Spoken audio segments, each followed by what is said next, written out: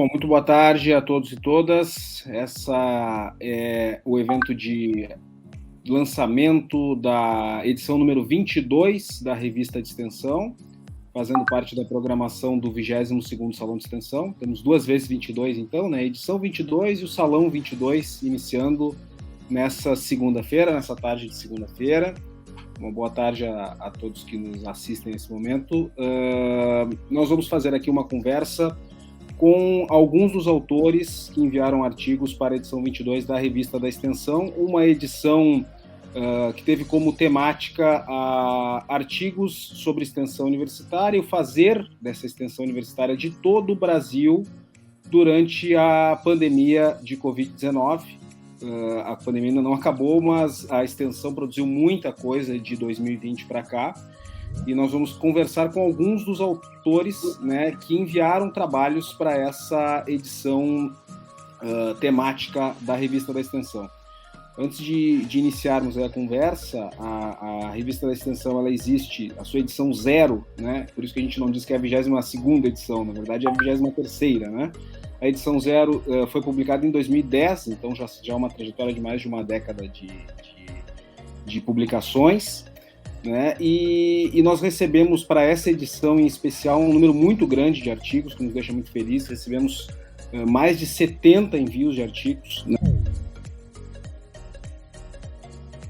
Vamos ter uma segunda edição agora no segundo semestre do ano para publicar mais alguns que enviaram, né, para essa chamada especial de artigos com trabalhos sobre extensão universitária durante a pandemia. E esse encontro virtual aqui, ele representa muito bem aquilo que foi o envio desses artigos. Nós temos aqui extensionistas de praticamente todas as regiões do país, trabalhos não apenas da URGS, mas temos aí extensionistas do Acre, de Minas Gerais, da Bahia, de Santa Catarina, né, e do Rio Grande do Sul também, né, trabalhos de todas as regiões do país, o que nos deixa muito felizes, né, por poder aí representar a extensão universitária brasileira. A gente sabe da relevância, né, do trabalho da extensão universitária das universidades públicas brasileiras nesse contexto aí da pandemia de Covid-19. Eu sou Vicente Fonseca, eu sou produtor cultural na Pró-Reitoria de Extensão e editor adjunto da Revista da Extensão. E quem vai conduzir os trabalhos comigo na tarde de hoje é o Marcos Almeida Pfeiffer, a quem eu apresento agora. Boa tarde, Marcos. Boa tarde, Vicente. Boa tarde, amigos e amigas que estão conosco aí. Estão me escutando bem? Me enxergando bem? Eu também estou enxergando bem vocês. Eu parto da premissa que tudo dá certo. No final, apesar de todas as situações delicadas e drásticas em que o nosso país vive, mas a gente vai com muita fé e tudo dá certo. E não havia conseguido acessar aqui, né, enfim, o link, né? Eu que passei para vocês o fim de semana todo ajustando e gestando com muito carinho, né, essa chegada de vocês até aqui. E ainda com mais carinho, ainda foram bem recebidos pelo José Antônio, que é um grande jornalista. Ele que é um Armando Nogueira, ele não gosta de aparecer, mas ele fica nos bastidores, mas ele foi um grande acolhedor. Ele praticamente abriu e deu toda a qualidade para que a gente possa fluir nesse debate, nessa conversa tranquila, leve e ao mesmo tempo compromissada, né, da extensão no Brasil, da extensão brasileira. José Antônio, foi linda a tua condução, que bom que tu estava conosco aí, acolheu tão bem as extensionistas e os extensionistas de todo o Brasil. Um momento drástico, um momento delicado, mas é um momento também nesse que estamos trazendo. O Vicente já apresentou a finalidade de toda a live, que ela vai ser... a Revista da Extensão está se religando novamente ao Salão de Extensão de uma forma mais intensa, né? Agora, porque esse nosso encontro vai ser publicado durante a realização do Salão de Extensão, agora a partir do final do mês de setembro. Estará nas plataformas simultaneamente a realização do Salão de Extensão da URGS, 22ª edição do Salão também, né? 22ª edição da revista, 22ª edição do Salão de Extensão da URGS.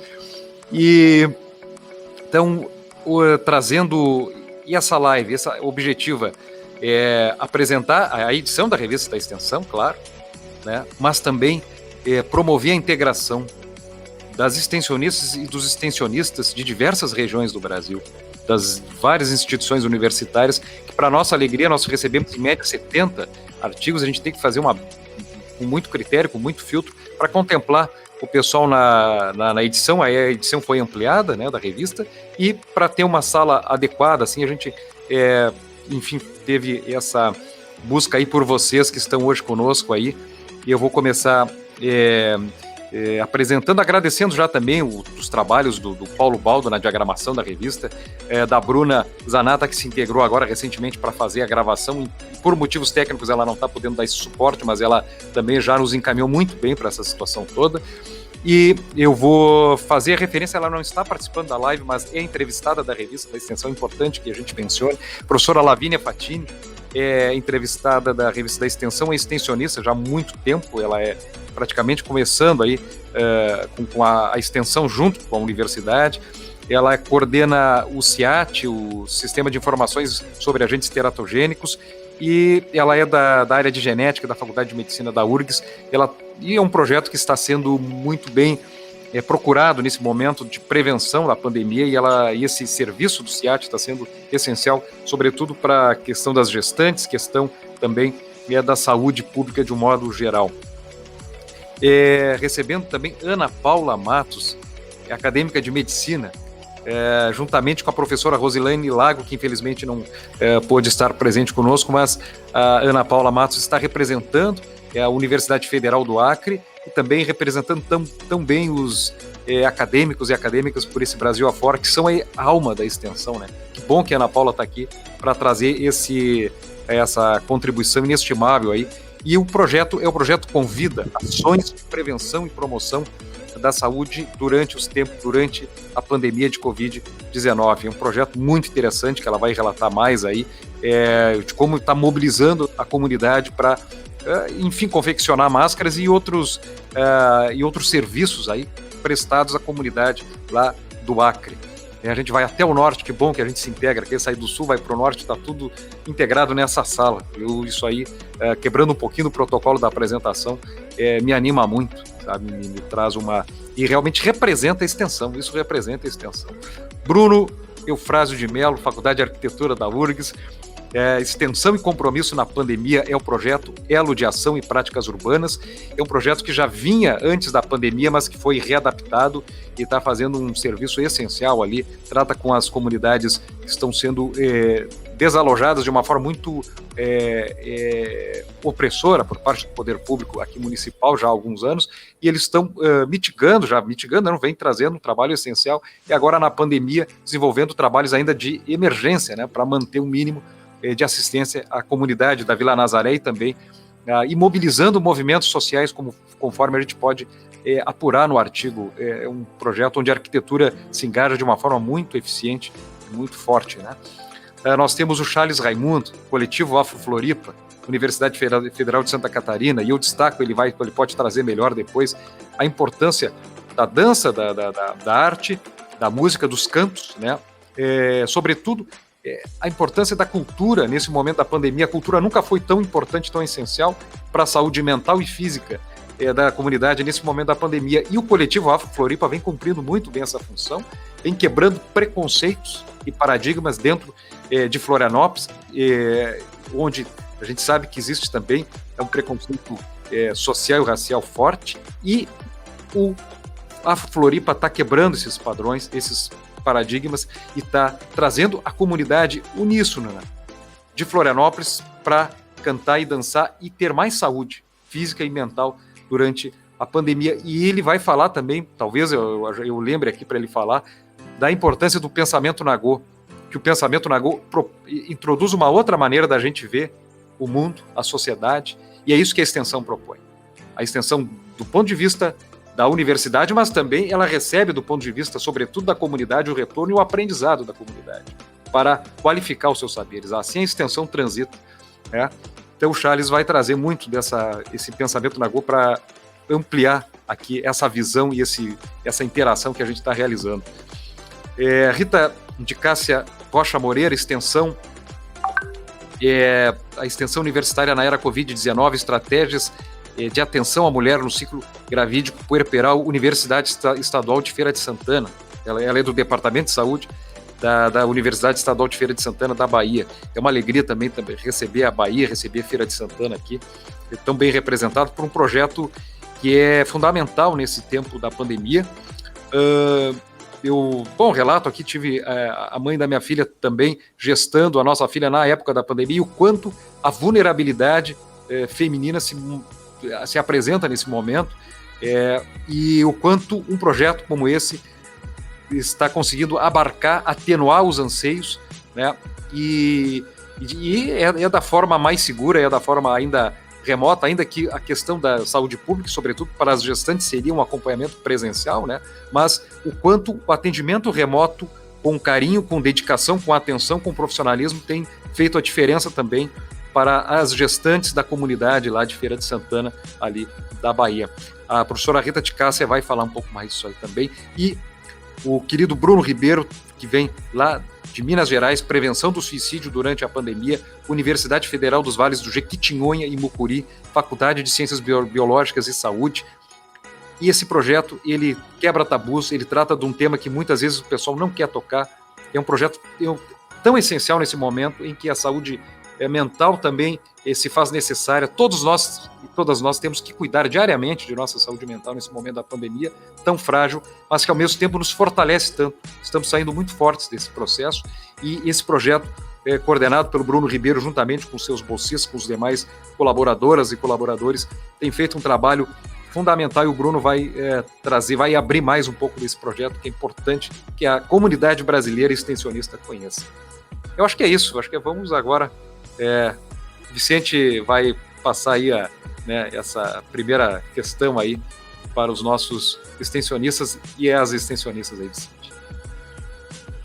Bom, o Marcos já fez uma apresentação de cada um. Eu queria começar conversando com o professor Bruno aqui da arquitetura da URGS, que é o professor Bruno Melo, né, a respeito desse projeto que trabalha ali com a comunidade da Vila Nazaré, né, professor Bruno? Queria que o senhor apresentasse aí os trabalhos, enfim, falasse um pouco sobre o artigo, né, e sobre como é que tem funcionado esse projeto ao longo da pandemia, enfim, esse acolhimento que vocês fazem para as comunidades ali que estão em situação vulnerável, aí como o Marcos falou, né, por uma série de situações opressoras por parte do poder público.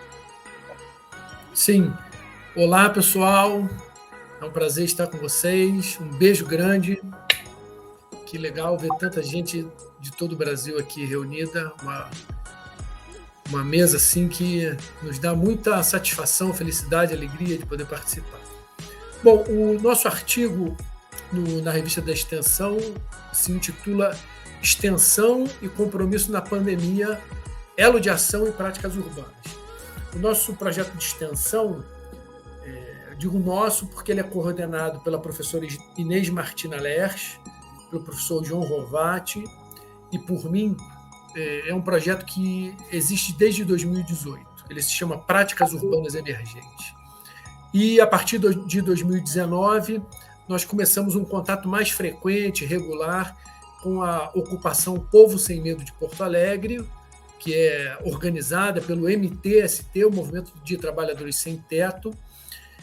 E, por conta desse contato com o MTST, tivemos também relações com a Vila Nazaré, né, e com todo o processo de remoção da Vila Nazaré, que é uma vila popular. A Vila Popular é a maneira dos gaúchos chamarem as favelas, os mocambos. Cada lugar do país intitula de uma maneira. Aqui, em Porto Alegre, a gente chama de vilas. Então, uma vila popular que existia junto à cabeceira da pista do Aeroporto Internacional Salgado Filho, que precisava ser removida por conta da extensão dessa pista de pousos e decolagem do aeroporto. Era um contingente populacional muito grande, para vocês terem uma ideia, qualquer coisa como 1.300 e 1.500 famílias, não pessoas, famílias. Então, desde 2019, a gente vinha tendo contato com essas duas realidades, a Vila Nazaré e a ocupação Povo Sem Medo do MTST. Né? E quando veio a pandemia, enfim, todos nós ficamos assustados com todas as dificuldades que a gente tinha que enfrentar, não sabia muito bem como lidar. E, nesses 2 casos em particular, acompanhamos dificuldades muito grandes para que coisas básicas, aquela orientação básica das autoridades de saúde, pelo menos as mais responsáveis, né, dizer, olha, fique em casa, lave as mãos, eram coisas assim inviáveis, impossíveis em determinados contextos. Imagina uma casa habitada por muita gente, o processo de remoção da Vila Nazaré criou grandes dificuldades de abastecimento de água em várias partes da vila. Então, uma série de dificuldades, assim, por casas. O processo de remoção da vila é um processo muito duro, né, de demolição das casas, de manutenção do entulho da casa largado dentro da vila, a pessoa mora do lado do monte de entulho, é uma situação realmente muito difícil, né? E, por outro lado, também a dificuldade de manter uma alimentação saudável e regular, que era um problema. Como se sustentar? Pessoas que não podem trabalhar, trabalham naquele dia para comer exatamente naquele dia. Muitas famílias que trabalham com a catação de materiais recicláveis e tal. Então, isso é uma situação que a gente enfrentou, né? Então, no ano de 2020, janeiro, fevereiro e março de 2020, até um pedaço de março, a gente ainda continuava com o trabalho junto à Vila Nazaré e a Ocupação Povo Sem Medo, e aí quando veio a pandemia a gente se distanciou um pouco, ficamos nos perguntando o que nós vamos fazer agora, né? Então uma professora egressa do PROPUR, que é o Programa de Pós-Graduação em Planejamento Urbano e Regional da Faculdade de Arquitetura, propôs um projeto que ela deu o nome de ELO, de Ação Emergencial. Então ela tinha uma ideia de reunir vários grupos que já tinham inserções em diversos territórios, comunidades, realidades, reunir todo esse povo para a gente fazer uma campanha de arrecadação de fundos, né? Aquela coisa assim, meio unidos venceremos, né? Vamos arrecadar fundo e cada um colabora dentro do diálogo que já tem e que já mantém com essas comunidades. Não é uma coisa assim pontual, mas uma coisa de reforçar esse elo, esse compromisso que já existe. Então, alguns coletivos, grupos, compraram máscaras, outros ajudaram em projetos de geração de renda, e no nosso caso particular, a gente fez um diálogo com as lideranças do MTST, e para eles era premente, importante naquele momento, a manutenção da alimentação do povo, né? Então a gente fez a doação de cestas básicas, alimentos, e para nós era muito importante alimentar o povo de um lado, por conta desse acordo com o MTST, mas, de outro lado, utilizar esse dinheiro não nas grandes redes de supermercados de Porto Alegre. Então, a gente fez a compra de materiais, de alimentos e tal, da reforma agrária, do MST, enfim, destinando esse recurso também a quem produz, então ajudando nas duas pontas, né? Então, foi uma maneira de a gente manter esse compromisso ativo, numa situação de muita dificuldade. Mantivemos ainda que mais esparsamente algum contato com esses 2 locais, seja com companhias de doação, seja na reconstrução de um barracão de atividade que bateu uma ventania no meio disso tudo e arrancou um telhado. A gente foi lá ajudar na reconstrução dessa cobertura. Mas o que para nós foi muito importante de tudo isso foi uma reflexão para além do projeto e para além das doações pontuais que nós fizemos, né? Porque parecia-nos importante que esse sentimento de solidariedade pontual, numa situação muito grave, é verdade, mas mais ou menos pontual, extrapolasse esse período de urgência, né? Que essa solidariedade se transformasse em engajamento real com essas causas populares, com esses movimentos sociais, com a luta por moradia, que é um direito social estabelecido na Constituição, pelo direito à cidade, todos os benefícios que há em viver na cidade, né? Compromissos esses com as lutas humanas, com uma sociedade justa e igualitária. Então, o texto finaliza com um pouco dessa reflexão. Olha, todas essas ações são importantes, são incriticáveis, nós devemos valorizá-las, mas eu acho que a gente precisa ir além, pensar além delas, dar um passo além, fazer com que esse compromisso se estenda para um momento em que essa pandemia, se tudo der certo, não existir mais, e se transforme num engajamento real, para que a sociedade avance como um todo, em todos os direitos, à habitação, à alimentação saudável, e que se transforme numa sociedade justa, né? Isso que é o pensamento para nós. É isso. Eu acho que eu estava vendo aqui, eu estava pensando que acho que o Zé Antônio talvez não queira falar, mas ele tem muito para falar, eu acho, a partir da fala do Bruno também. Se quiser agora depois trazer as considerações dele, porque ele ficou muito também reflexivo quanto a fala, a experiência, o relato do projeto de extensão. É um projeto, ele tem um embasamento, claro, teórico, sociológico importantíssimo, acadêmico importantíssimo, mas é de uma prática essencial. É um projeto, no melhor sentido, um projeto de governo, de governança pública, é um projeto transformador, um projeto que tem uma capacidade transformadora da realidade social, realmente, né, pelos relatos, pelos resultados que estão ali, o pessoal que pode depois acessar na plataforma digital a publicação da revista da Extensão 22 já está publicada, o pessoal pode chegar ali e acessar, vai ver no projeto do Bruno, é o projeto das práticas urbanas emergentes e também do Elo, além da mitigação dessa necessidade de prevenir e combater os efeitos mínimos da pandemia e garantir um mínimo de dignidade a essas comunidades, mas é um projeto que prevê algo a mais, algo de transformação social através toda a base de pesquisa que esse projeto e que essa equipe da Faculdade de Arquitetura da URGS vem desenvolvendo e vem levando a arquitetura também para a comunidade, para as ruas, a arquitetura realmente fazendo um papel social de como ela pode também contribuir com isso, né? Não ficar também somente restrita, né, a parte interna, a parte dos grandes projetos, mas também o urbanismo, ela é um projeto que traz a forma urbanística no seu ponto de vista mais social, mais profundo.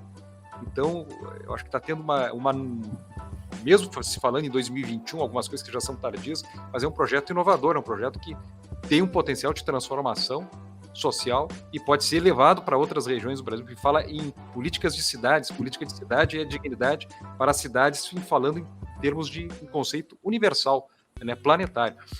E aproveitar, já que o Bruno trouxe também as principais dificuldades que foram encontradas, eu quero levar essa questão para a nossa amiga lá no Acre, Ana Paula Matos, acadêmica da medicina. Quais as principais dificuldades encontradas aí juntamente com a professora Rosilane, com os demais colegas, no projeto Convida, que é um projeto tão lindo, um nome tão lindo, e o projeto Convida Ações de Prevenção e Prevenção à Saúde durante a Pandemia. Também porque vocês vão ter encontros aqui de o que sentiram, né? No norte, no sul, vai ter uma convergência. Pô, mas nós sentimos essas dificuldades no início. Aí no Acre, no projeto Convida, Ana, qual a maior dificuldade nos primeiros momentos do projeto junto à pandemia? Boa tarde, gente.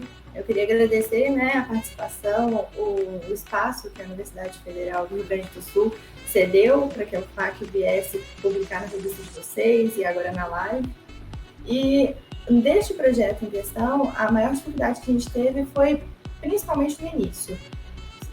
Nas duas pontas, tanto no recurso financeiro para que a gente conseguisse fazer as nossas produções de máscara e as nossas produções dos kits de higienização das mãos, e também em se acessar a população em situação de vulnerabilidade social, porque parece simples, né, a gente achar quem realmente precisa, mas não é se a gente não tem um contato com essas pessoas. Então, a gente tinha que tanto ter a credibilidade da confiança das pessoas financiarem o nosso projeto, porque ele não teve financiamento além das bolsas dentro da universidade, e também da gente conseguir alcançar essa população. E aí a gente vê também, que é muito o que o professor Bruno disse, que são as diferenças que a gente encontra.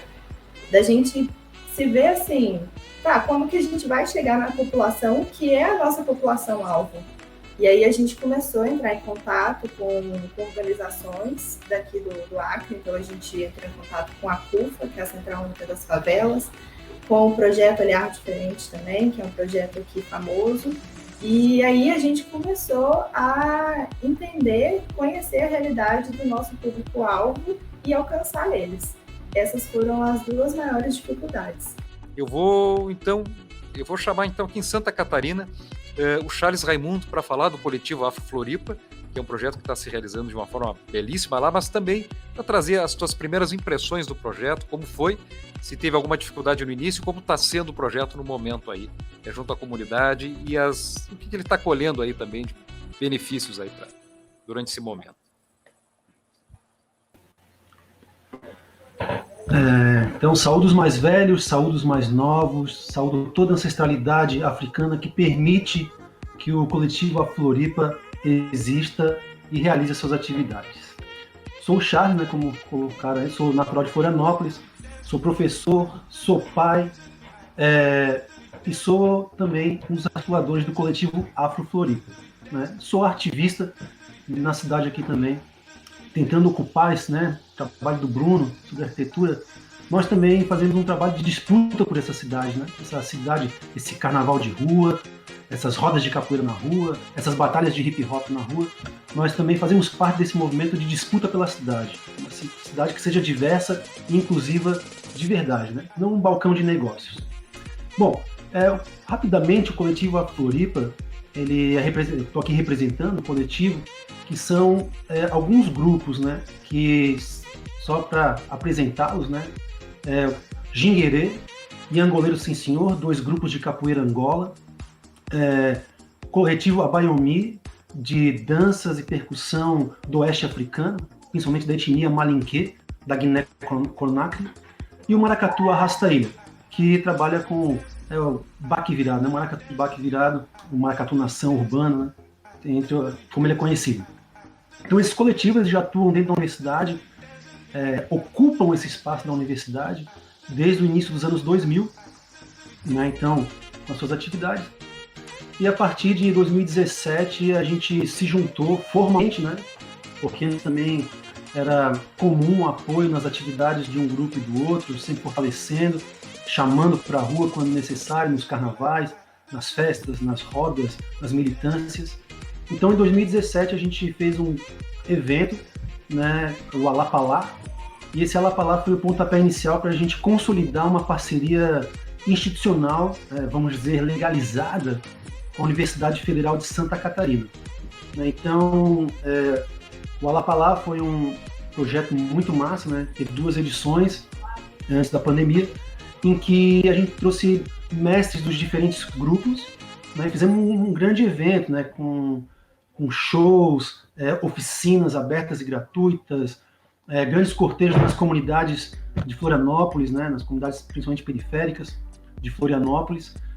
Então, essas parcerias desses grupos, né, se juntaram então e são hoje em dia o coletivo, extensão, né, o projeto de extensão coletivo Afro-Floripa, coordenado pela professora Alexandra Alencar, também rainha do Maracatu Arrasta-Ilha, né, através do Departamento de Antropologia Social da Universidade.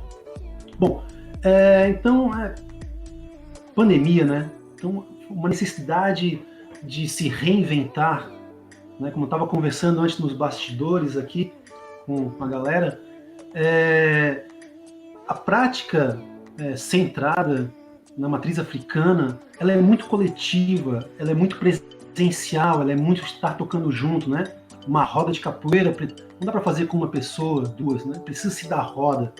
O baque do maracatu, o cortejo, ele precisa também de um coletivo para, no mínimo, ter todos os instrumentos necessários e mais a dança, o corpo que dança, que toca e que canta. Então, foi aí um grande desafio encontrar caminhos para realizar as atividades que eram feitas presencialmente, né, nos treinos, na oficina com os mestres, nesses intercâmbios com as nações de maracatu, com percussionistas do oeste africano.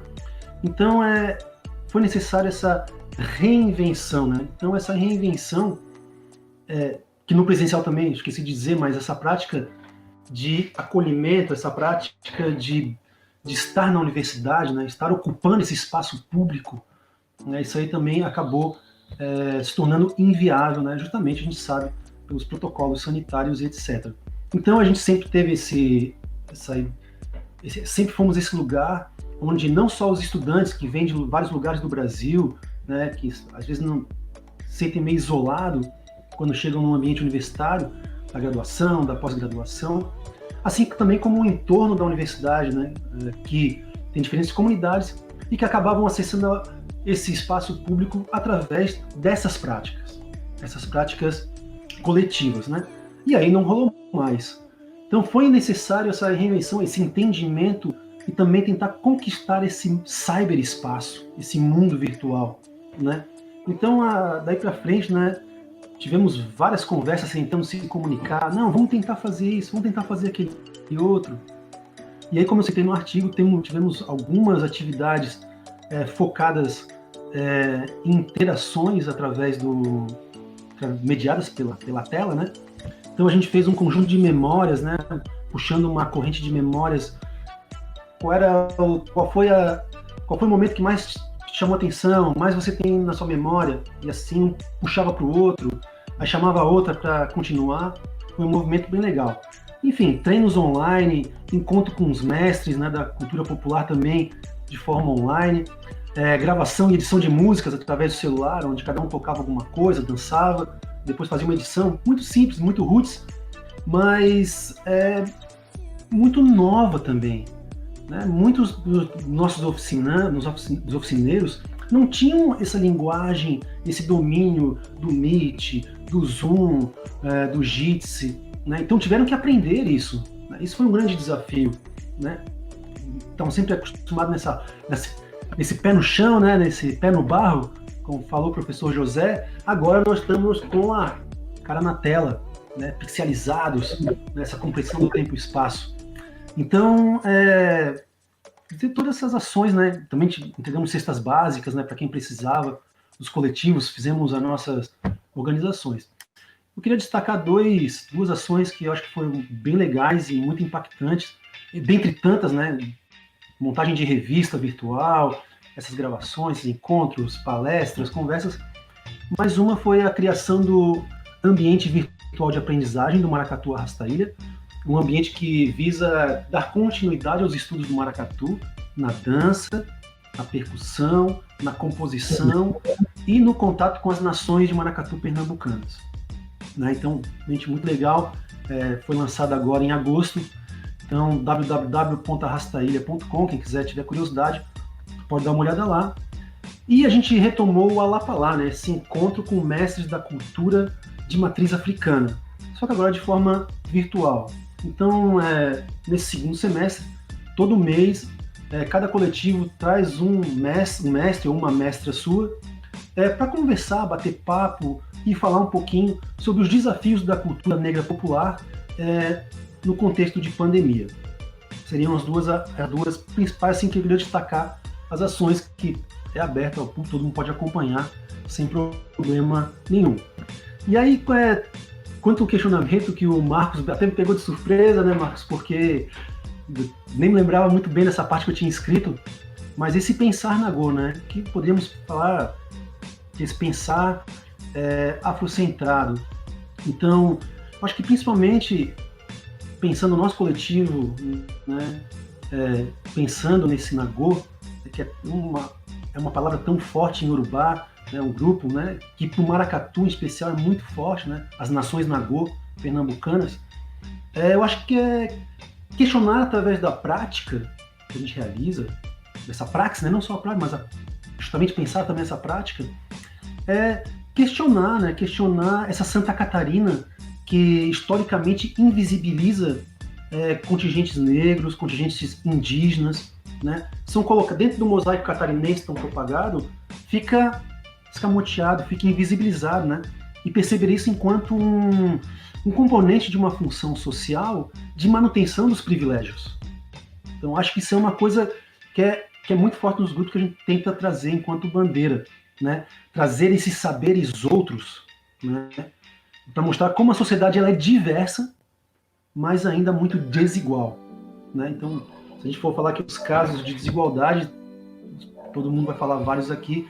Aqui em Florianópolis temos casos icônicos como prender o atabaque, uma manifestação de carnaval, né? Ser preso, bloqueio dos grupos de afoxé, de maracatu, de dança afro, não poder passar nas ruas no carnaval.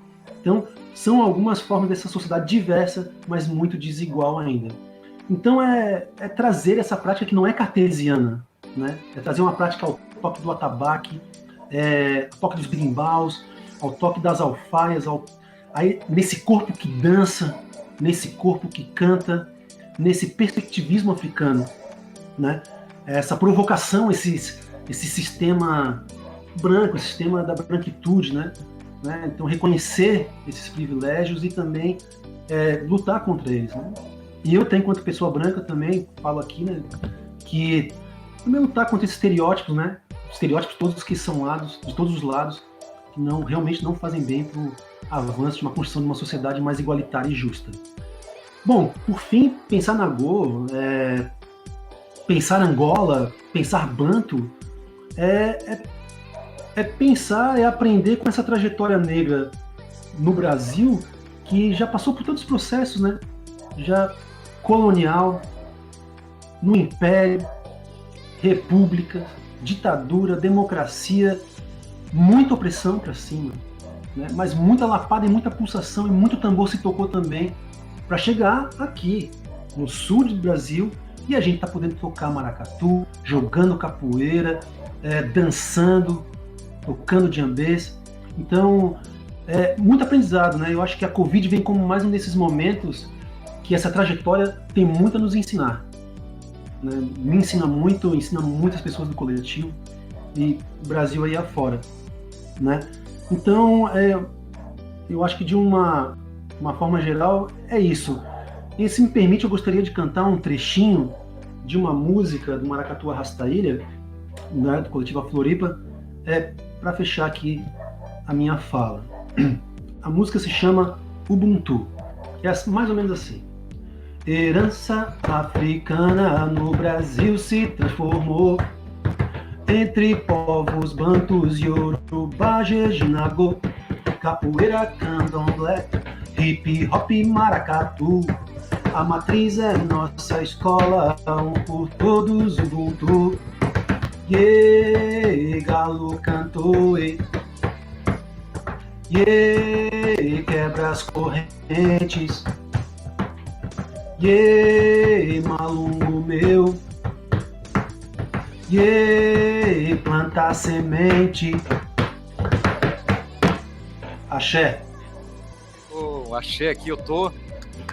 E hoje aqui na live da Revista da Extensão, a gente vai nessa cadência, nesse ritmo, passar para a professora Rita de Cássia Rocha Moreira, a extensão universitária na era Covid-19, estratégias de atenção à mulher no ciclo gravídico puerperal. E agora eu vou também deixar um grande abraço, um grande beijo para vocês.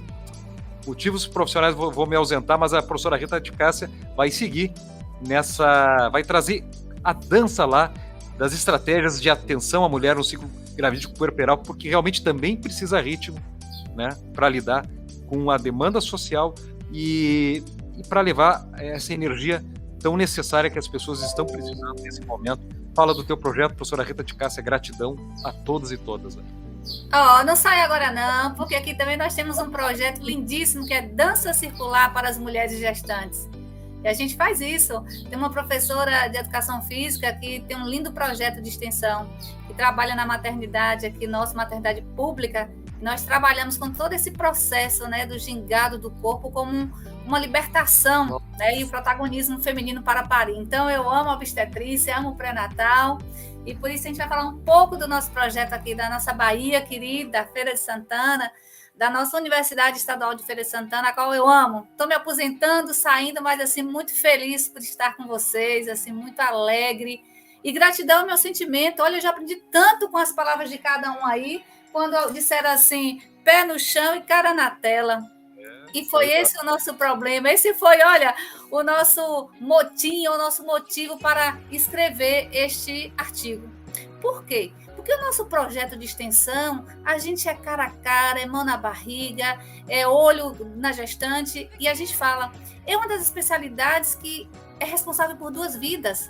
Quando a gente atende a mulher em pré-natal, a gente atende 2 vidas, 2 seres, né, 2 protagonistas para esse mundo. Então, quando veio a pandemia, acabou o atendimento presencial, e aí a gente também não pôde fazer o atendimento nas casas das nossas puérperas. E agora, pessoal? E agora como fica? e a gente se desesperou, e a gente se angustiou. E aí nós unimos o nosso projeto de extensão, e daqui da nossa universidade, que é a implantação do pré-natal de baixo risco, humanizando a assistência no ciclo gravídico puerperal, e nos unimos a um projeto voluntário Fale com a Parteira. Então, o recorte nesse artigo, que é Extensão Universitária na Era Covid-19, Estratégia de Atenção à Mulher no Ciclo Gravídico Puerperal, foi um recorte. Nós colocamos 27 atendimentos, mas até hoje, pessoal, nós já atendemos 835 mulheres. Acompanhamos trabalho de parto pelo WhatsApp. Pro, posso ir agora? Não, espera um pouquinho, deixa a bolsa romper. Pro, minha bolsa rompeu e agora espera mais um pouquinho. Ainda não está na hora. Então, assim, pessoal, dizer que, olha, nós fizemos, inclusive, uns depoimentos lindos. Quem puder, acesse o Instagram, @FaleComAParteira Feira de Santana, que vocês vão ver, ouvir, né, e ler relatos maravilhosos das nossas colegas enfermeiras obstetras e também das parturientes e das puérperas que nós atendemos. Então, eu estou muito feliz pela publicação desse artigo, em especial por estar participando deste momento, né, online com vocês, essas caras aí alegres, felizes, as universidades socialmente referenciadas, as universidades públicas que nós temos que defender pelo nosso compromisso social, pelas evidências científicas que nós trabalhamos no cotidiano e reduzimos, com certeza, mortes maternas. Com certeza eu posso dizer, porque quando a gente atendia cada mulher na madrugada, agora nós restringimos o horário porque começou o atendimento presencial, mas era atendimento 24 horas. Então, nós tínhamos 10 enfermeiras obstetras, né, atendendo online, cada um no seu plantão. E assim, gente, as mulheres passaram por momentos angustiantes. Foi vetado acompanhante em sala de parto, então não entrava o pai, não entrava a mãe, não entrava aquela pessoa que ela confiou no pré-natal inteiro. E ela estava sozinha, exatamente sozinha em sala de parto. E foi aí que, pelo WhatsApp, a gente, mesmo na sala de parto, a gente acompanhava, mesmo na sala de pré-atendimento, a gente acompanhava e dizia, calma, paciência, vai dar tudo certo. Então, deixa o seu corpo falar, conversa com seu bebê, diga que está chegando a hora, que ele será bem acolhido. E, gente, foram assim, momentos maravilhosos desse atendimento online. É claro que aqui nós se solidarizamos com as vítimas, né, dessa pandemia terrível, com todos os familiares, todas as vidas importam, mas também todas as vidas que nasceram importaram muito. E nós fizemos parte desse momento lindo, atendendo, né, via online, no projeto Fale com a Parteira e no nosso projeto de extensão da universidade, que é realizado no Centro Social Urbano, junto com as colegas enfermeiras. E aí também tem um colega enfermeiro, né, Bruno Ribeiro, ele se colocou que é enfermeiro, eu também sou enfermeira e sou especialista em pré-natal, e meu doutorado é na área de atenção à saúde da mulher, mas assim, eu falo com o coração. Eu falo como quem vive com aquela mulher, aquele sentimento de solidão na pandemia, e que nós pudemos acolher com esse processo online. Então, apesar de todas as dificuldades, todos os obstáculos, às vezes não tinha internet, a internet caía, ela não tinha celular, pedia o celular emprestado do marido, o marido entrava em contato, a gente já não sabia quem estava entrando em contato, se era o irmão, se era o esposo, quem era, mas é alguém que quer falar com a senhora, é daquela paciente que a senhora atendeu. Ah, tá, então vamos conversar. Então, pessoal, dizer que a extensão é isso. A extensão é um braço forte da universidade, junto com a iniciação científica, mas a extensão é que mostra a cara da universidade. A extensão é quem abraça a comunidade. E eu, assim, estou encantada com a revista de vocês. Até abri ele no meu PC, né? A capa está linda. Cada detalhe, cada fotografia, a diagramação, o número de páginas. Estou aqui, até imprimido, tão apaixonada que eu fiquei, né? Então, assim, eu quero parabenizar por esse momento, quero agradecer imensamente por esse momento e dizer, vamos defender a universidade pública, vamos defender esse ensino socialmente referenciado, vamos trabalhar as evidências científicas, né, e as ações humanitárias em saúde. Nós precisamos disso, o nosso corpo sofre, e especialmente as mulheres e as mulheres gestantes, porque elas já têm toda uma vulnerabilidade fisiológica que é gestar, que há toda uma transformação no corpo, há toda uma transformação nos seus aspectos emocionais, há toda uma transformação nos seus aspectos das relações sociais. E essa mulher precisa de acolhimento. Então, a gente faz o acolhimento lá na disciplina, lá na graduação, mas a gente estende esse atendimento onde? Como? Na unidade de saúde, com a extensão universitária. É a extensão que abraça essas pessoas, é a extensão que eu posso dizer que abraça as nossas mulheres. Então, eu não vou me delongar, mas dizer, o meu sentimento aqui é de felicidade, o meu sentimento é de gratidão, e eu parabenizo imensamente a todo o corpo editorial desta revista, né, que é maravilhosa e que eu tomei conhecimento dela há pouco tempo, né, garimpando de precisamos publicar nossos trabalhos na era Covid-19 e encontramos esta revista da Universidade Federal do Rio Grande do Sul. Então, parabéns, pessoal, um grande abraço no coração, estamos à disposição que precisar, a Bahia presente, Feira de Santana presente, a Extensão presente, um grande abraço. O professora a Rita de Cássia, Sim. Muito obrigado, mas olha só, falando dessa questão de nascimento, né, é legal que a gente registre que nós temos um professor que é nascido aí, que é o atual coordenador do nosso NEAB, que é o professor Alan. Sim. Professor Alan, do departamento do Instituto de Física, ele é daí. De Feira de Santana, da Bahia? De Feira de Santana. De Feira de Santana. Imagina. De Feira de Santana, e agora nosso professor aqui, coordenador do NEAB, Alan Brito, e o Alan, um ativista, nosso parceiro aqui em várias atividades. Então, quando a senhora reforçou que era de lá, eu já sabia, né? Eu digo, tem que comunicar à professora que nós temos uma representação, um nasciturno aí na sua cidade. Fiquei feliz. E dizer, professor, que estamos aqui de portas abertas, viu? A nossa Pró-Reitoria de Extensão tem os braços abertos para esses diálogos. Nós temos um encontro agora com a Universidade Federal do Rio Grande do Norte para falar sobre a curricularização da extensão. E aí foi muito bom esse momento. Então, a pandemia trouxe, né, esse momento feliz aqui, em que a gente pode estar distante, porém juntinhos, né? Dessa forma cara a cara, como o nosso colega Bruno colocou, Bruno Melo, né? Que são dois Brunos, Bruno Melo colocou cara a cara. Então, gente, assim, o cara a cara é esse. Precisamos dar cara à extensão universitária, porque a iniciação científica ela tem uma cara própria, né? Já tem aquele cunho acadêmico, e a gente sabe perfeitamente que existe uma divergência entre a extensão e a pesquisa, que não deveria ter, não deve ter. Caminham juntos, um fomenta o outro. Como diz um grande filósofo alemão, Heidegger, é do cotidiano que nasce a pesquisa. Então, e é desse cotidiano da extensão, do cara a cara, do pé no chão, né, professor? Que eu não vou esquecer mais essa não sei nem que nome eu chamo, mas assim, essa palavra forte, né? Ou então esse dito forte, de que a extensão é pé no chão. Então, assim, a extensão é que dá cara à universidade, é que mostra o professor, é que mostra o discente, e que mostra e demonstra e realiza as atividades, né, que nós desenvolvemos, especialmente as atividades técnicas, né, que é de acolhimento às gestantes, na realização do pré-natal, de acompanhamento no puerpério, na lactação, na avaliação das suturas perineais, ou seja, a gente acompanha essa mulher, esse bebê, desde, né, a gestação. Por que não dizer desde a pré-concepção, quando a gente atende lá no projeto de saúde reprodutiva, que vem para o pré-natal, depois vai para crescimento e desenvolvimento, e aqui a gente tem vários projetos de extensão, que vai dando esse ciclo vital. Então, gente, um grande abraço. Vou precisar me ausentar agora às 17h20, mas é com o coração na mão e com o meu coração fica com vocês, tá joia? E a extensão também no nosso coração. Muito obrigado, professora.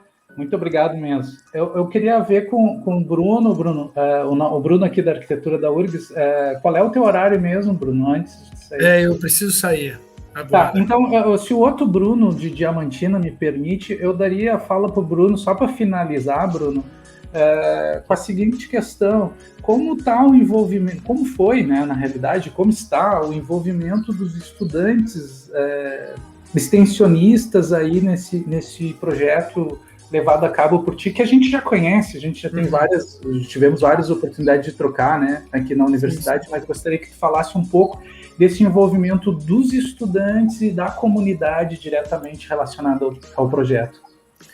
Antes do período da pandemia, a participação era enorme e era muito legal, porque é possível e, inclusive, necessário que a gente conheça essa dimensão da precariedade habitacional, das dificuldades de moradia, da luta por direito de moradia, através da bibliografia e da literatura.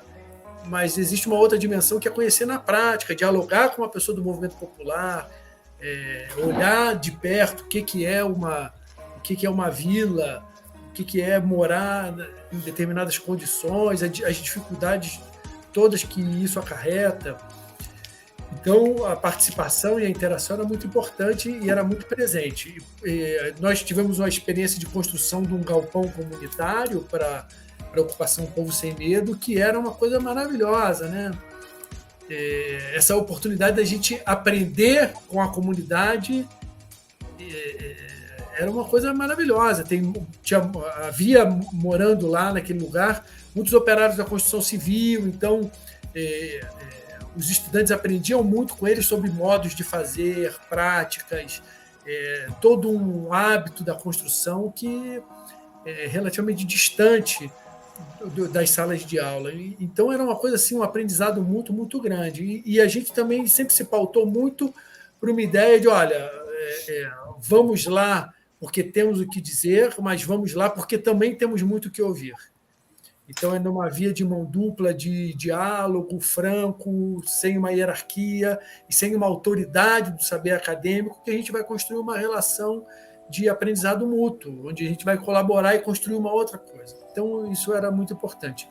Depois que começou a pandemia, eu sentia os alunos muito angustiados, porque realmente não era possível visitar os lugares, né? Então, os alunos nos procuravam, como é que a gente pode fazer? Vamos marcar uma ida, Olha, a gente tinha que acalmar o pessoal, dizer, olha, calma, não dá.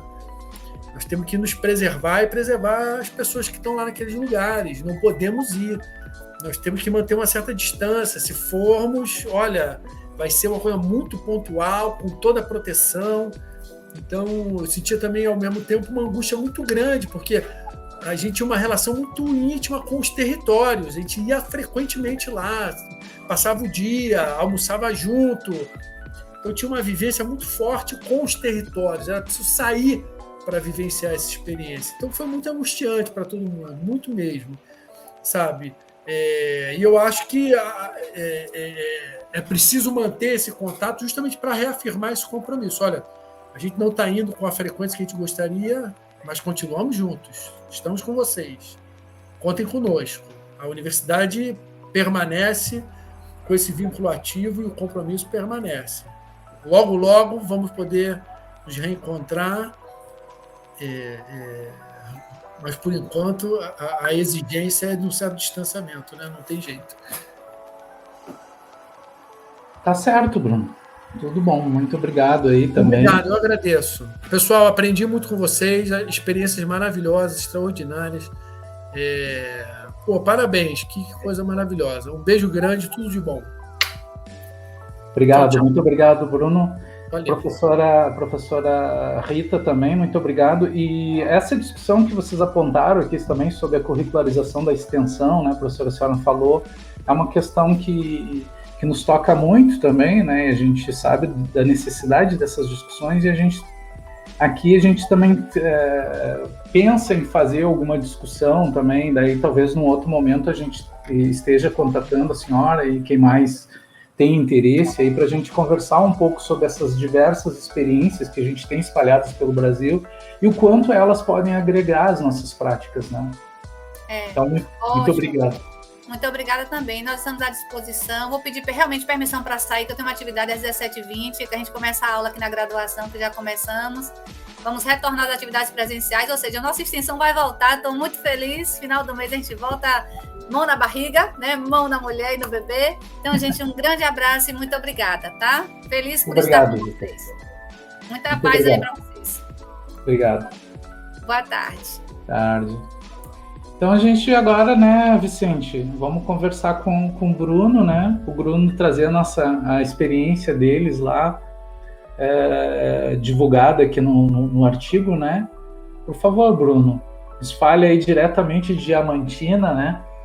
Como é que se deu aí o desenvolvimento aí do projeto que deu origem ao artigo, né? Sim. Boa tarde a todos, mais uma vez. Muito feliz de estar aqui. É muito bom a gente ver uma mesa como essa, com diversos projetos, né, relatados. A gente vê na revista a diversidade de ações que a gente pode fazer através da extensão e muito grato por poder estar participando aqui junto com vocês, representando a nossa universidade aqui do lado de Jequitinhonha, em Mucuri. Então, eu sou Bruno, sou enfermeiro, trabalho no departamento de enfermagem aqui da Universidade Federal do Estado de Jequitinhonha, Mucuri, que é ligado à Faculdade de Ciências Biológicas da Saúde. E vem falar um pouquinho sobre a questão que foi apresentada no artigo, que é a prevenção do suicídio durante a pandemia. Nós temos um grupo aqui de pesquisa, de estudos e de extensão relacionado à prevenção do suicídio, que é o Grupo Vida, que se chama Grupo Vida, que atua em Diamantina e região desde o ano de 2006. Então, esse grupo realiza capacitações, realiza atendimento a algumas pessoas que têm risco a cometer suicídio, auxilia aquelas pessoas que são enlutadas pelo suicídio. E a gente tem realizado estudos, conversas e pesquisas também, vários debates sobre essa área de prevenção do suicídio há muito tempo. E a gente sempre vem trabalhando aí com o projeto de extensão, que é chamado Prevenção do Suicídio, Tarefa para Muitas Mãos, que a gente submeteu no ano passado, já com formato voltado para a pandemia. Porque antes a gente fazia esse projeto presencial também, né, com a capacitação em salas de aula, ou rodas de conversa, e a gente sempre tem a oportunidade de atender as pessoas, geralmente aqui de Diamantina e região, um público específico, geralmente eram estudantes da graduação, também podia ser profissionais de educação, profissionais de saúde, muita gente da segurança pública também nos pede ajuda, e além de líderes espirituais também, que a gente tem curso voltado para eles. E aí a gente sempre trabalhou nesse presencial, né, tendo a oportunidade do diálogo, digamos assim, cara a cara, né? Você tem uma conversa direta sobre o assunto que é tão difícil, né? Que a gente falar sobre o suicídio, que é um tema tão importante, tão relevante, mas porém é difícil, cheio de tabus, cheio de problemas para poder as pessoas relatarem sobre isso, né? Às vezes é um tema muito complicado em muitos lugares e é difícil para pessoas conseguir se abrir sobre o tema. E aí, diante da pandemia, a gente sabe que a pandemia trouxe aí para muita gente a questão do sofrimento mental, né, do sofrimento psicológico, muito voltado aí, a gente teve que mudar nossa vida toda, né, por conta da pandemia. Muitos vivendo aí isolamento social, com muita dificuldade de interação entre os indivíduos. Né? Além disso, a pandemia trouxe vários problemas sociais, problemas econômicos, ansiedade e muito estresse também para o nosso dia a dia. E todos esses fatores são fatores que causam maior risco de ter um transtorno mental e também ter o pensamento suicida, né?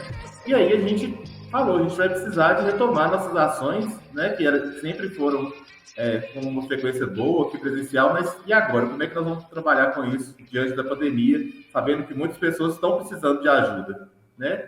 Então a gente teve de se reinventar, trabalhando aí através das plataformas digitais. A gente tentou, no começo, via Google Meet, fazendo as nossas reuniões com os grupos maiores.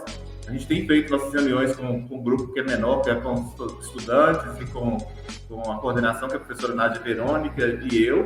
A gente tem feito através do Google Meet, mas a gente precisou de ampliar e hoje a gente tem feito lives através do YouTube. A gente já em 2 eventos, a gente teve já mais de 500 pessoas participando dos nossos eventos aí online. Então, eu percebo assim, que a pandemia a gente teve de se adaptar, e essa adaptação que a gente teve de fazer a transmissão virtual, a gente pensa que a gente conseguiu disponibilizar esse conhecimento para mais gente. A gente já teve participação de gente do Espírito Santo, gente do norte do país. Então, a gente pôde perceber que essa reinvenção que a gente precisou de fazer fez com que o conhecimento pudesse ser disseminado no Brasil inteiro. Então, hoje em dia, a gente tem a condição de falar para todo mundo um tema tão importante, né, que é a prevenção do suicídio, e que a gente tem atendido um público bem maior, e a gente pensa assim, que logo a gente voltando, a gente está inclusive já reescrevendo o projeto para apresentar para o ano que vem, a gente vai continuar fazendo a modalidade digital também do projeto, né, de fazer a capacitação das pessoas para que elas possam saber como atuar diante de uma pessoa que tem risco de suicídio.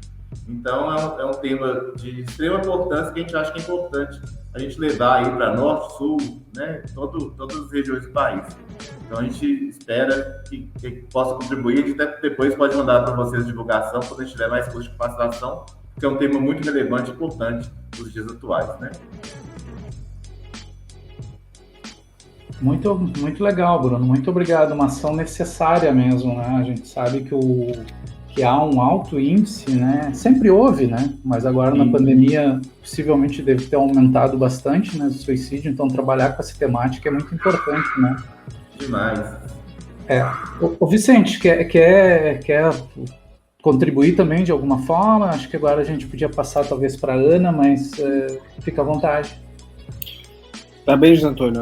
Eu acho que... eu queria conversar com a Ana uma questão que eu acho, lendo, né, o artigo, né, do pessoal lá do Convida, né, que me chamou a atenção, assim, que são... Claro, a questão das máscaras ali, vocês produziram quase 5.000 máscaras, né, isso é um número bem relevante, né, mas vocês também produziram aí kits artesanais de higienização, né, que foram instalados em pontos estratégicos de Rio Branco, né, e também produção e difusão de informações sobre a pandemia, que é algo extremamente importante numa época em que a veracidade das informações é colocada o tempo todo à prova e em questionamento, né?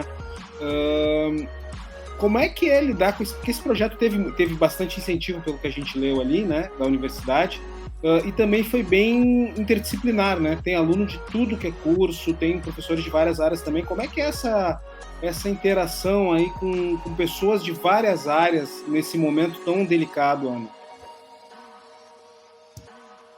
Muito obrigada pela pergunta.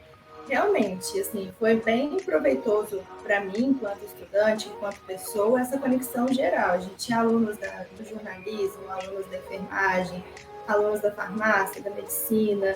Então, assim, era bem diverso, saúde coletiva, e cada um pôde contribuir com o que tinha de conhecimento, tanto por conta da graduação, quanto conhecimento pessoal. Então, tínhamos bolsistas e até mesmo voluntários que já tinham domínio com mídias sociais, com programas para designer, e aí, a partir de então, a gente foi produzindo, porque, igual o professor Bruno Ribeiro comentou, é uma temática muito importante, claro, a saúde mental no tempo de pandemia. Nós somos seres sociáveis, então, abruptamente, nós temos que, por um bem pessoal e coletivo, se ficar recluso em nossas residências. E aí, isso é um impacto estrondoso. Mas, ainda assim, era importante nesse primeiro momento, obviamente, a gente se recluir em casa. Então, a gente pegou as nossas mídias sociais, principalmente o Instagram, que é a rede social mais utilizada no momento, e a gente começou a produzir conhecimento sobre, até mesmo a gente chegou a discutir a temática da saúde mental, a gente também conhecimento sobre as prevenções dentro do contexto de pandemia. A gente comentou no artigo da revista que uma das nossas tirinhas de conscientização do uso correto de máscaras foi divulgado numa mídia uma mídia sem vínculos, né? Que tem milhões de seguidores, e eles compartilharam a nossa tirinha, então nós ficamos conhecidos também. Obviamente, né, boa parte dessa população que teve acesso à nossa tirinha não entrou em contato com o nosso projeto em questão, mas também teve conhecimento do que a gente queria passar para a população de modo geral.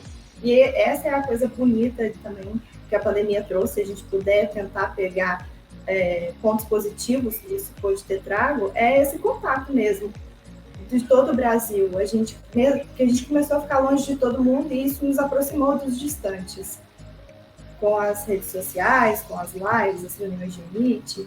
E esse realmente é o tripé do nosso projeto: era a produção de máscaras, era a distribuição dos kits de higienização das mãos por toda a cidade, em pontos estratégicos, então próximo ao centro, e também o foco na nossa rede social para a gente tentar promover ali a prevenção, a promoção da saúde mental. Eu acho que esse contato com pessoas de vários lugares diferentes é um legado positivo. Eu acho que a pandemia vai deixar para todo mundo, né? O professor Bruno agora falou mesmo do projeto dele, né? Pô, atender, às vezes, 500 pessoas, uma live ter 500 pessoas de público, né? Gerar esse conhecimento que, claro, se ficasse lá na universidade, provavelmente atingiria menos pessoas. E agora tu tem uma diversidade maior de públicos e de alcance, né? Tanto que, enfim, a gente pode estar aqui agora conversando sobre extensão com pessoas aí tão distantes como tu, né, Ana Paula? Deve estar a 3.000 quilômetros de distância de mim nesse momento. Isso é fantástico, né? Eu acho que até mais. Porque eu sou de Minas, e de lá são 4.000 quilômetros daqui. Então, até o sul tem mais talvez mais. Pode ser uns 5, 6 mil quilômetros, é bastante. É um continente inteiro de distância, né? Mas isso é fantástico, né? A gente poder usar ao nosso favor também na questão da difusão do conhecimento, e acho que o papel da extensão em relação a isso, né? Não apenas difundir em termos de amplitude de público, mas alcançar a comunidade, né? Como o próprio professor Bruno Melo falou há pouco, né? De troca com a comunidade, que não ficar só uma intervenção, né? Fazer uma troca com a comunidade, não ficar uma coisa pontual, é extremamente importante também. Acho que uma coisa alimenta a outra, né?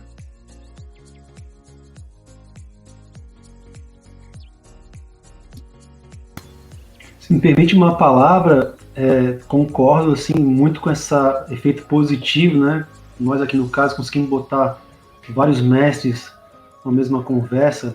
Antes a gente tinha que pagar passagem aérea, uma nota, né, para poder trazer. Mas por outro lado também me preocupa um pouco que o quão essas comunidades têm acesso às ferramentas, né, os computadores, o celular de qualidade, etc. E a internet em si, né, um pacote de banda larga decente. Falo isso porque sou professor, né, e por muito tempo o embate, ainda é uma questão, né? Quem está de fora dessas aulas síncronas, desse sistema online? Quem não tem o seu pacote de internet, ou quem tem, mas uma ferramenta precária, né? Um computador precário, um celular com a tela toda rachada, todo ruim para estudar.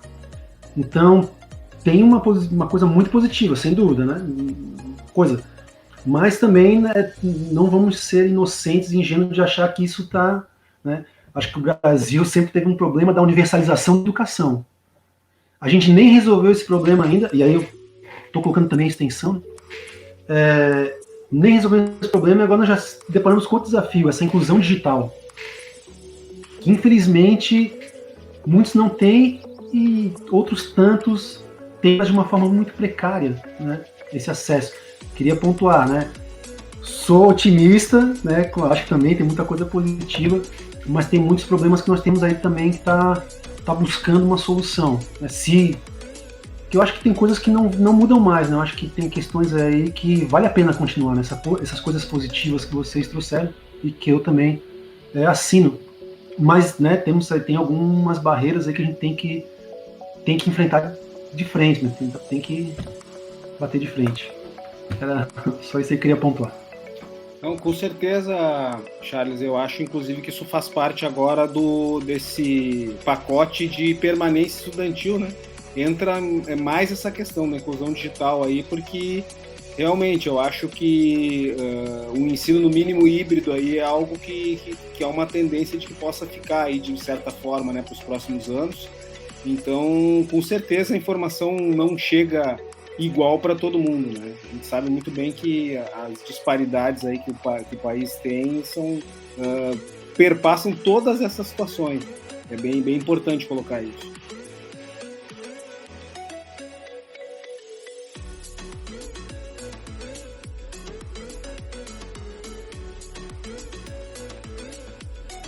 Bom, eu acho que a gente podia talvez ir pensando em finalizando, né, Vicente?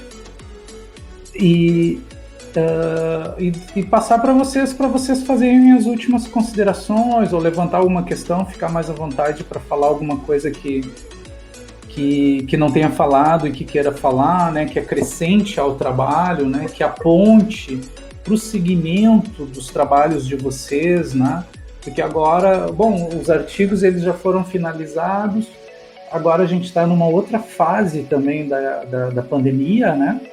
Então, acho que talvez a gente pudesse, cada um de vocês, daí eu passaria para o Bruno, para falar um pouco, Bruno, disso, como vocês pensam essa sequência de vocês, principalmente agora.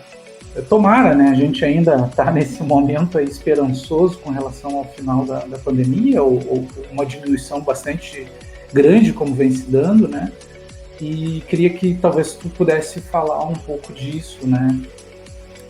A gente está até na fase agora de escrita do novo projeto do ano que vem.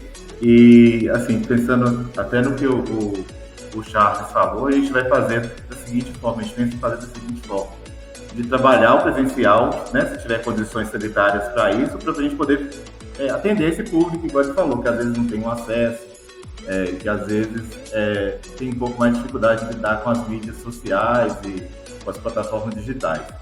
E a gente deve permanecer também com as lives online, para poder entender mais gente, né? O pessoal vai para os lugares mais longe aqui da região, porque uma coisa que facilitou muito para a gente às vezes era convidado, igual todos os anos, a gente está nesse mês do Setembro Amarelo, inclusive, né? Que é o mês de prevenção ao suicídio, e a gente muitas vezes tinha de se deslocar daqui para ir em outras cidades, né? Em outras regiões, né? Então demandava tempo da gente, demandava recurso financeiro. E a utilização das plataformas digitais facilitou muito. A gente tem participado das ações até de outros lugares, né? Tem feito palestras, tem feito rodas de debate e dentro de casa, né? Então a gente conseguiu fazer com que esse conhecimento rodasse também nesse Setembro Amarelo desse ano, utilizando as plataformas digitais, e tem tido uma boa aceitação do público. A gente tem a preocupação com o público que não tem o acesso, né, como o Charles falou, mas a gente, ano que vem, vai tentar fazer das duas formas para poder atender a população em geral.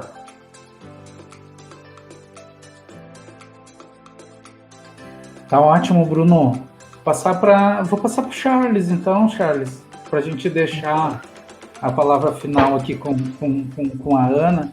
Então, também lançando essa questão, assim, o que vocês estão pensando aí em Floripa, né? Floripa que a gente, sempre que pode, a gente está aí, né?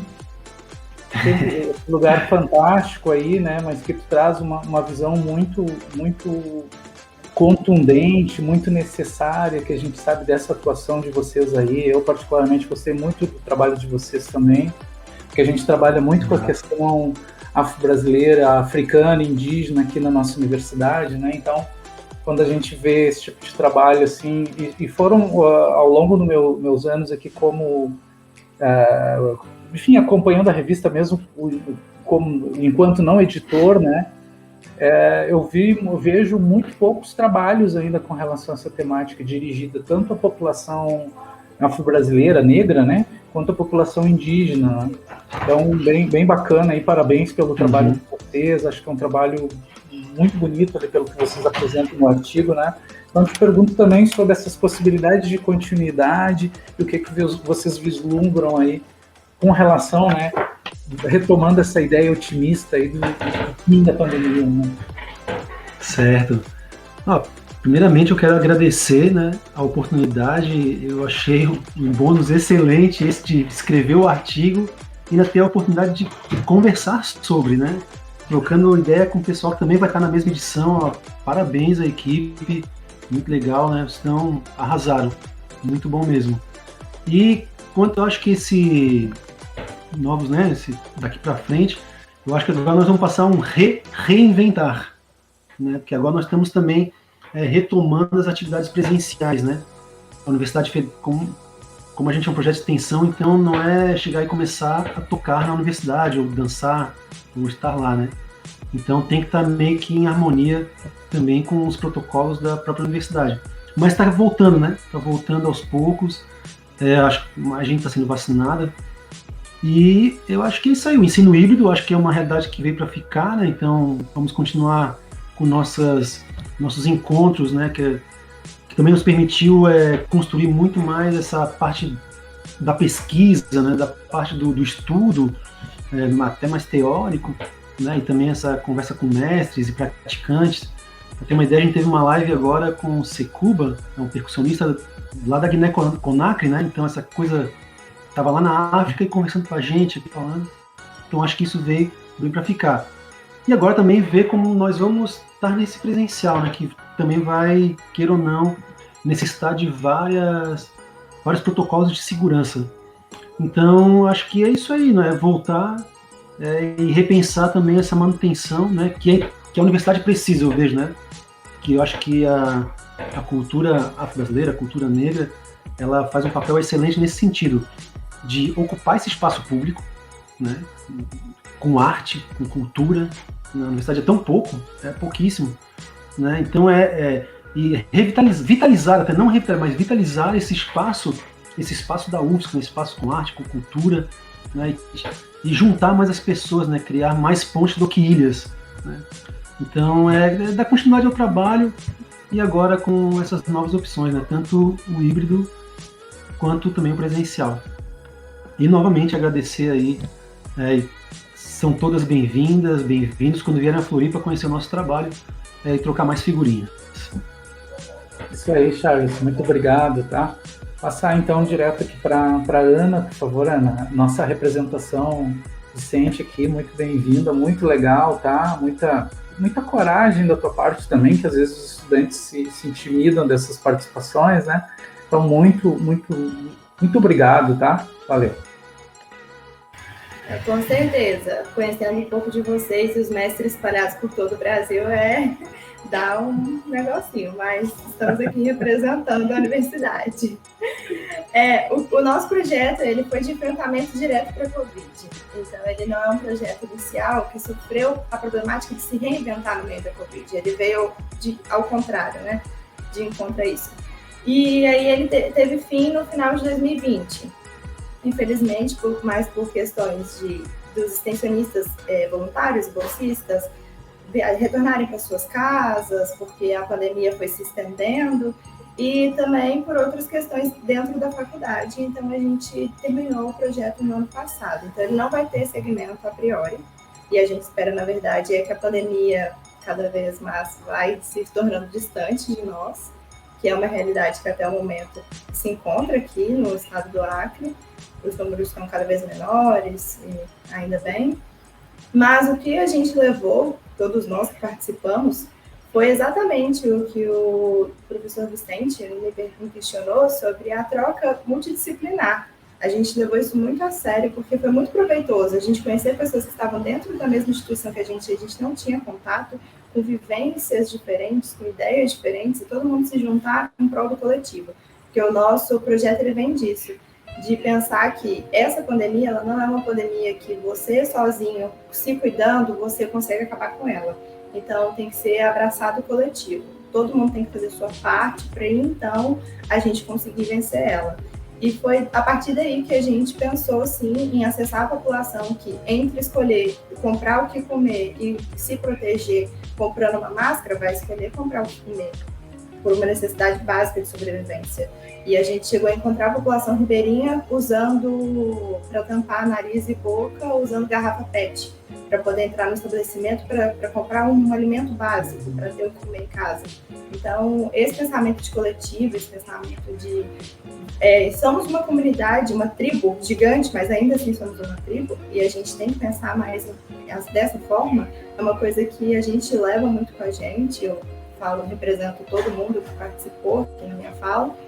E agora, dizendo sobre outra coisa positiva que veio do nosso projeto, foi conseguir escrever para vocês e sermos aceitos no meio de tantos projetos que enviaram artigos. Está aqui nessa live com pessoas de todo o Brasil, com projetos tão diversos que, na verdade, fomentaram na minha cabeça ideias de projetos para serem implementados aqui. Então, é outra coisa positiva que eu consigo tirar. Obrigada.